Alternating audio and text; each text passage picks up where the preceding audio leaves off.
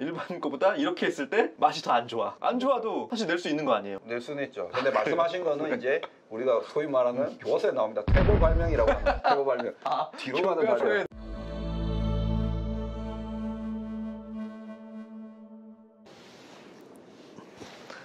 반갑습니다. 반갑습니다. 이름 좀 알려주세요. 네, 박규란 변호사입니다. 이제 뭐 인사 되셨다고 자기소개도 뭐 그냥 훅훅 지나가시고 그러시네. 인사를 네, 계속 하시죠. 네. 주평호 회계사입니다. 네.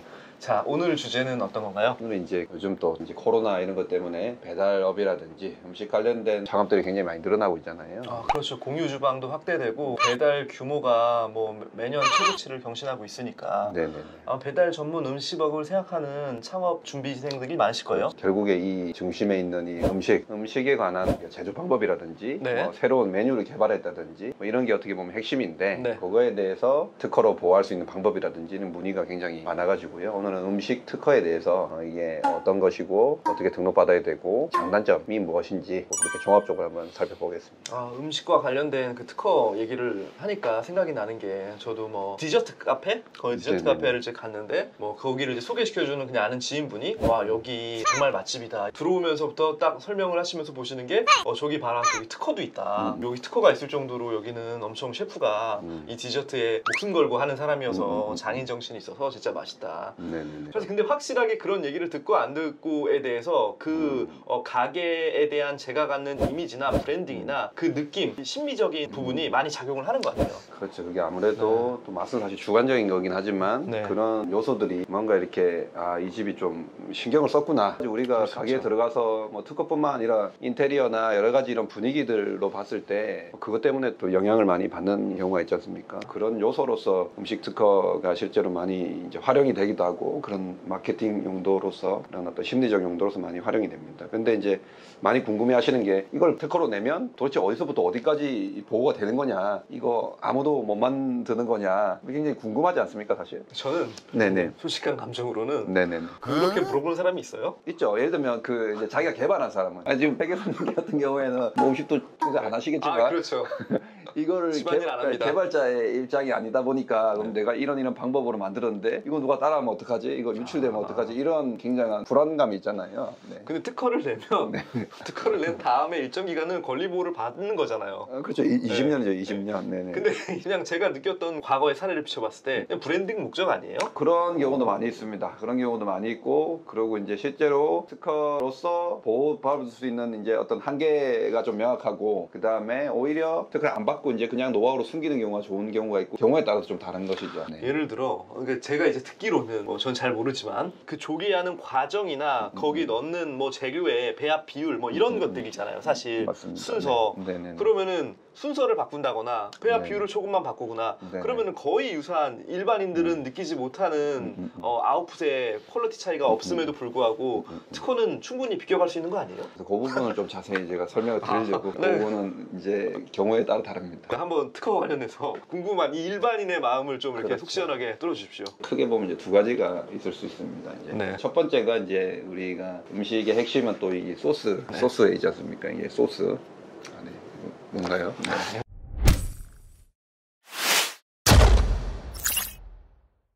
소스가 있는데 이 소스의 구성 성분 자체로 특허를 받을 수 있습니다. 그게 이제 조성물로서 예를 들면 어떤 간장이라는 소스가 있을 수 있잖아요. 네. 근데 얘를 식품연구원이라든지 화학분석연구원에 보내면은 안에 어떤 영양소로 구성이 돼 있는지 쭉 이렇게 분석을 해줍니다. 그래서 그 비율을 그대로 특허를 내게 되면 그 조성물 자체로 소스로 특허를 받을 수가 있죠. 그래서 누군가 그 소스를 그 비율대로 만들어서 어떤 제조 방법 어떻게 만드는지 모르겠지만은 분석을 맡겼을 때 그 비율이 나오면은 소스에 대한 침해가 되겠죠. 그래서 그 비율이 근데 우리가 딱 정해진 수치가 아니라 수치의 범위를 설정을 할 수가 있습니다.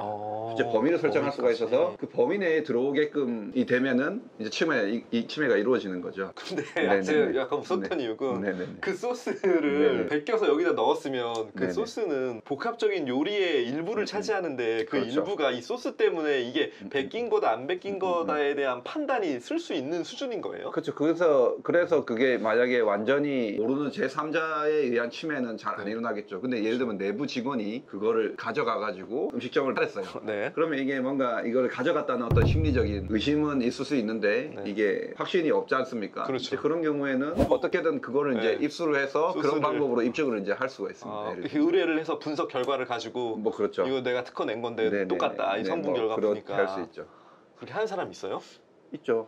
분쟁은 대부분 동업을 하다가 일어나거나 아니면은 직원 사장 관계에 있다가 나가서 걔가 뭐 차리거나 이런 관계에서 이제 많이 일어나기 때문에 변리사님 동업하는데 네네. 분쟁 가게 왜 안 일어나요? 저희들은 뭐 음식 장사가 아니기 때문에 아, 변리사는 충분히 이거 분쟁 중대만에 할 것 같은데.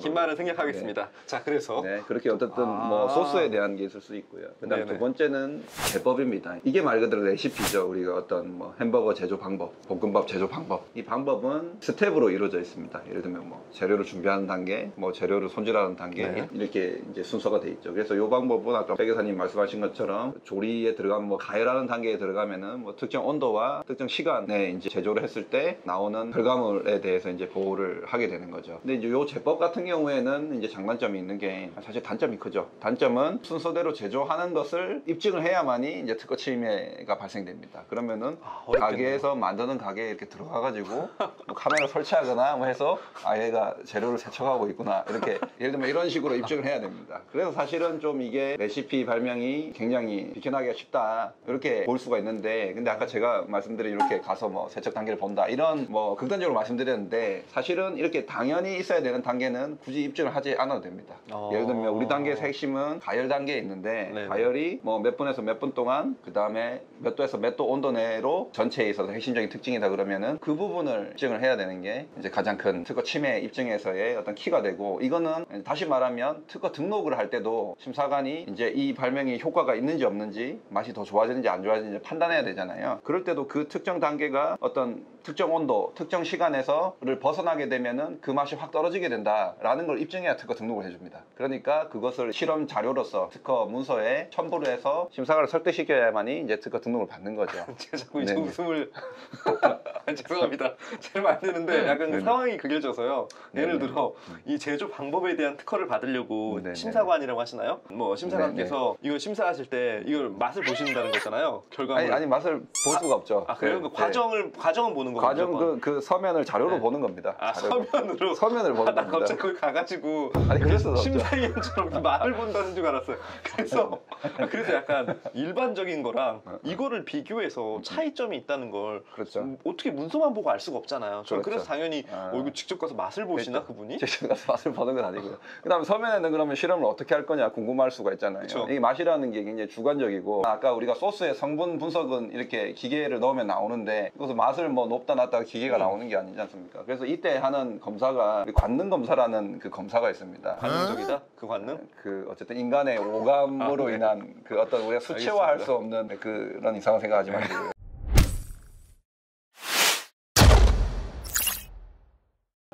관능 검사라는 게 있는데 그거는 예를 들면 뭐 성인 남성 100명을 대상으로 그 우리 특허로 한정되는 음식에 대해서 먹어보고 그 범위를 벗어난 범위로 만든 음식을 먹어보게 해가지고 네. 그 맛의 단계를 체계적으로 나눕니다. 뭐 단맛, 쓴맛 뭐 이렇게 쭉 나눠가지고 그 사람들이 먹어가지고 맛이 괜찮냐, 음식 모양이 괜찮냐 이런 거를 그 설문조사 하듯이 아. 체크할 수 있는 그 테스트를 해서 수십 명의 자료를 모아가지고 우리가 이 범위에 있을 때는 훨씬 더 얘 범위를 벗어난 것보다 맛이 괜찮다고 이 관능 평가단이 평가를 했다. 이런 그 자료들을 이제 특허 서면에 이제 첨부를 해가지고 이제 들어가게 되는 거죠. 그게 없으면 특허가 안 나가겠네요. 어찌됐건 비교를 하면서 이게 특화된 거라는 걸 입증해야 그렇죠. 되니까. 심사관이 이제 네. 사실은 재량이 달려 있는데 심사관이 그런 자료가 없다 하더라도 자기가 업계에 어떻게 보면 그 레시피를 심사하시는 분은 뭐 기계공학을 전공하신 분이 심사하는 게 아니라 네. 그쪽 관련 업계에 있는 식품 영양학이라든지 뭐 그런 데 계신 박사 이상 어떤 학위, 박사 이상은 없죠. 어쨌든 그 학위를 가지신 분이 있을 수도 있죠. 심사를 하시기 때문에 죄송합니다. 만약에 그거를 보지도 않고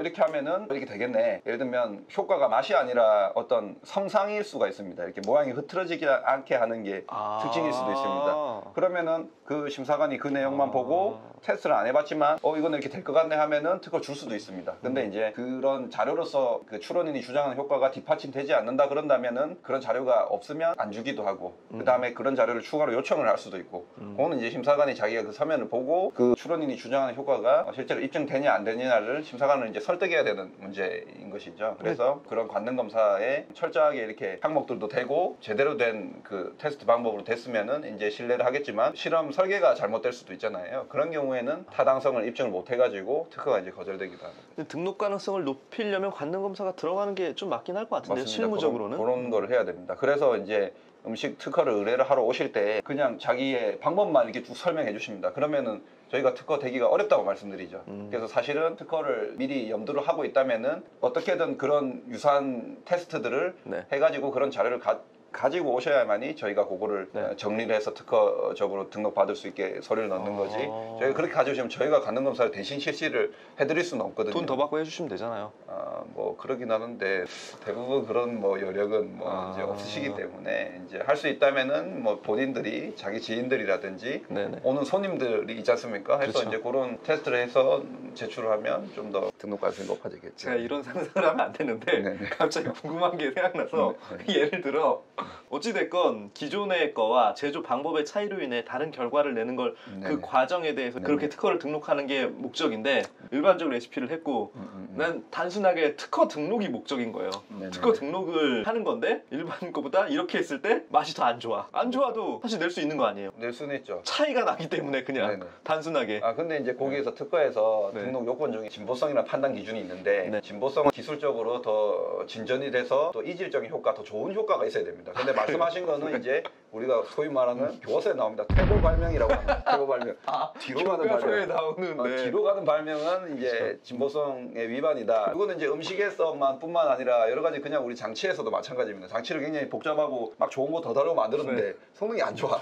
화면이 뭐 배터리 빨리 달아. 소위 말하는 구리면은 심사관이 보고 구릴 것 같은데 한번 특허를 이제 안 주는 거죠. 아무리 새로운 걸 넣었지만 그런 요건이 있습니다. 그래서 말씀을 하신 음식이 더 맛이 없게 되는 경우 그렇게라도 대충 우선 등록 자체를 목적으로 하면 충분히 가능할 것 그렇게 할 수 같은데. 있죠. 예를 들면 심사관이 그 방법대로 직접 만들어서 그러니까, 먹어보니까 야 그러니까. 구리더라 이게 안 되잖아요. 마찬가지로 제품도 심사관이 서면으로만 판단하는 거지 제품이 아니네 가져와봐 해가지고 비교해서 야 더 이렇게 할 시간이 심사관 왜냐면 그 서면 하나를 하루에 하나씩 심사를 해야 돼요. 하루에 한 건. 엄청 문서 많을 것 같은데. 그래서 한 달이면 30개 정도를 심사한다고 알고 있는데 그러면 뭐 사실은 수칠일이죠. 수칠일 심사를 해야 되는데 그거를 언제 먹어보고 이렇게 할 수가 없거든요. 그래서 서면상으로 소위 말하면 이거는 법과 이제 실무의 약간 괴리인데 뭐 속이기도 하고 속을 수도 있는 거죠 사실 심사관들. 근데 약간 좀 부끄럽네요. 이게 교과서에 나오는 태보 발명을 이제 언급해서 마치 초등학생인 것 마냥 지금 황당한 웃음을 감추지 않으시는데. 좋은 질문입니다. 보통 그렇게 생각하실 수 있잖아요. 이거는 그쵸? 뭐 저는 이제 뭐 공부를 이쪽을 많이 했으니까 근데 회계사님은 뭐 당연히 그러실 수.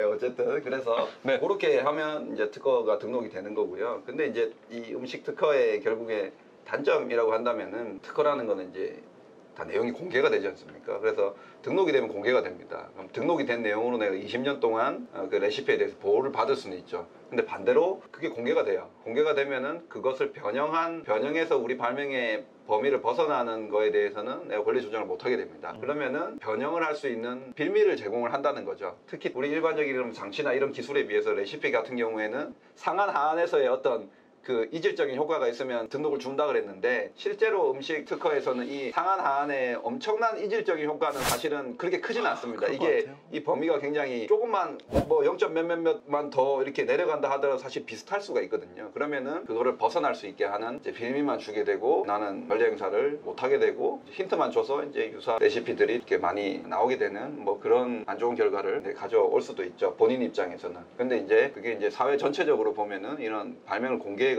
여러 가지 개량 발명들을 후속하게 나오게 해가지고 이렇게 뭐 전체적인 산업 발전을 도모한다는 어떤 법의 취지에는 맞는 얘기인데 뭐 개인의 입장에서는 이제 안 좋게 되겠죠. 특히 이제 음식 특허에서는 그게 더욱 큰 약점으로 이제 부각이 됩니다. 아까 말씀드린 것처럼 그 어떤 수치 범위 내에서 임계적 의의가 이제 다른 발명보다는 확 준다. 예를 들면 우리가 어떤 이런 뭐 고분자 필름이라든지 뭐 어떤 화학적 조성물인 경우에는 그 임계가 명확한 경우가 많아요. 이 수치를 벗어나면은 갑자기 수율이 확 안 나온다든지 이제 네네. 그 어떤 화학 구조상 그런 수치 발명이 굉장히 용이하도록 설계가 돼 있는데 음식 특허에서는 그런 부분이 실질적으로 잘 발생이 되지 않기 때문에 보호받지 못하는 경우가 많이 생긴다. 그래서 이제 노하우로 그대로 보호하는 경우가 많습니다. 특허로 안 하고. 예를 들면 대표적인 경우가 이제 코카콜라의 제조 방법. 네. 이게 그렇죠. 뭐 그 얘기 많이 들었잖아요. 어릴 때 뭐 전 세계 뭐 3명이 막 알아서 뭐 비행기를 같이 안 탄다는 뭐 이상한 뭐 이런 얘기 있잖아요. 네네. 죽으면 안 되니까 뭐 이런 얘기 있는데 코카콜라의 제조 방법을 특허로 해놨으면은 20년 동안 로얄티 잘 팔았겠지만은 그것도 마찬가지로 어떤 수치적인 한계를 다 드러내게 되면은 따라해서 유사품이 나오는 게 더 문제가 된다고 생각해서 그냥 노하우로 이제 가지고 있는 겁니다. 실질적 권리보호 측면에서는 노하우가 좀 더 맞을 수 있을 것 같고 맞습니다. 그 다음에 아까 뭐 마케팅이라든지 여러 가지 특허를 통해 부수되는 효과를 네네. 창출할 수 있다면 네네. 등록을 받으시는 게 좋을 것 그렇죠. 같고 이게 의사결정 경영자의 어떤 사업적 방향에 따라 좀 달라질 수 있겠네요. 맞습니다. 정확하게 보셨습니다. 그래서 그렇게 태보 발명이라 할지라도 태무 발명에서 특허가 필요하다. 특허가 이제 우리 몇 건 정도 뭐 여러 가지 특허를 활용하는 측면, 다른 그 저기 활용 저기 뭐 담보 대출이라든지 여러 가지 이런 것들이라든지 아니면 그걸로 마케팅을 한다든지 뭐 그걸로 다른 비용을 뭐 일으킨다든지 뭐 이렇게 하는 경우에는 그래도 업종이랑 그 특허가 맞아야 되기 때문에 네. 태보 발명이라 할지라도 등록만 되게끔 이렇게 뭔가 특허를 설계해서 나가는 경우가 있을 거고. 즉 변리사님은 돈만 갖다 주시면 특허를 다 만들 수 있다. 태보 전문가입니다. 태보 전문가. 특허 기계다. 특허 찍어냅니다. 맨날. 네. 그냥 이제 돈이 문제인 거죠. 잘 상의해 보시고 네. DM 주세요. 네. 네.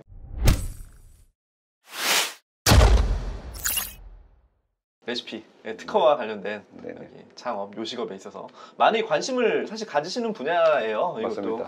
그래서 좀 거기에 A to C까지 모든 내용들을 좀 속 시원하게 말씀해 주셔서 네. 감사드립니다. 네. 또 다음에 또 제가 또 재밌는 내용 가지고 오겠습니다. 저희는 더욱더 좋은 컨텐츠로 찾아뵙겠습니다. 감사합니다. 감사합니다.